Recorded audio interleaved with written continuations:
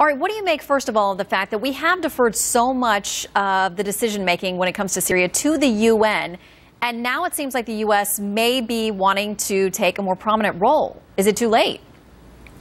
Well, the time for intervention, when it could have made a positive difference, was 2 years ago, before al-Qaeda and other Islamist factions took over the opposition to Assad. And right now, honest to God, Shannon, I don't know a single person in our military, not one, who thinks attacking Syria is remotely a good idea or will have any positive benefit for our national security.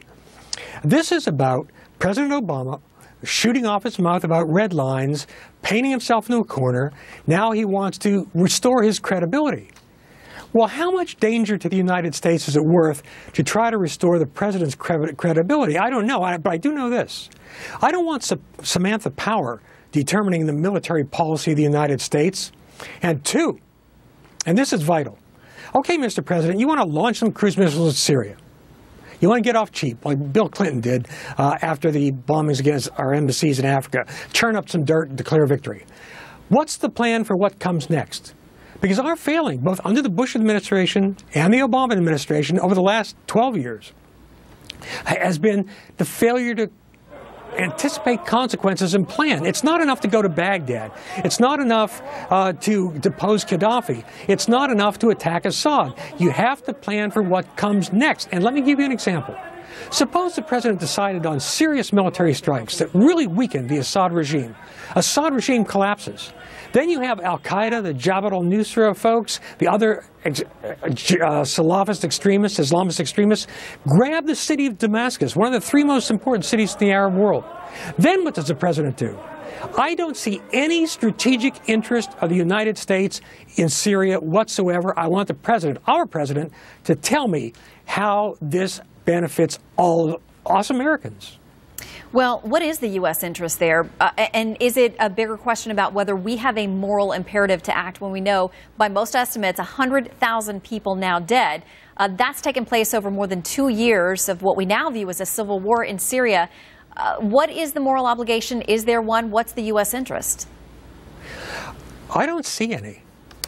Unless, if you really want to find a U.S. interest, it would be helping Assad, which I don't want to do, crush al-Qaeda and the other Salafists. I mean, in the real world of strategy, Shannon, it's not a choice between black and white. It's between black and charcoal gray much of the time. Assad is a filthy murderer, a monster.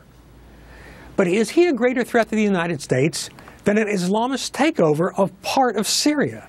And so you've got to really spin all this out. And again, what are the consequences? What are we going to do? We didn't plan for the consequences. The Obama administration didn't plan for after Gaddafi's fall. We get Benghazi. Bush administration didn't plan for all the contingencies after getting to Baghdad. Look what happened in Iraq. You got to think it through, plan it through. And by the way, the president should really take his military advisors seriously on this. It's just a terribly sad case. As far as the humanitarian suffering, I'm sorry for it.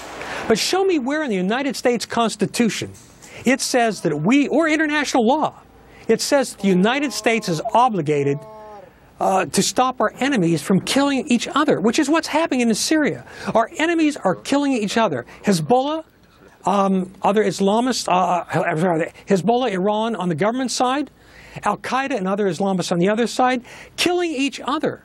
Getting involved in this one is absolutely stupid, and it could go from stupid to deadly.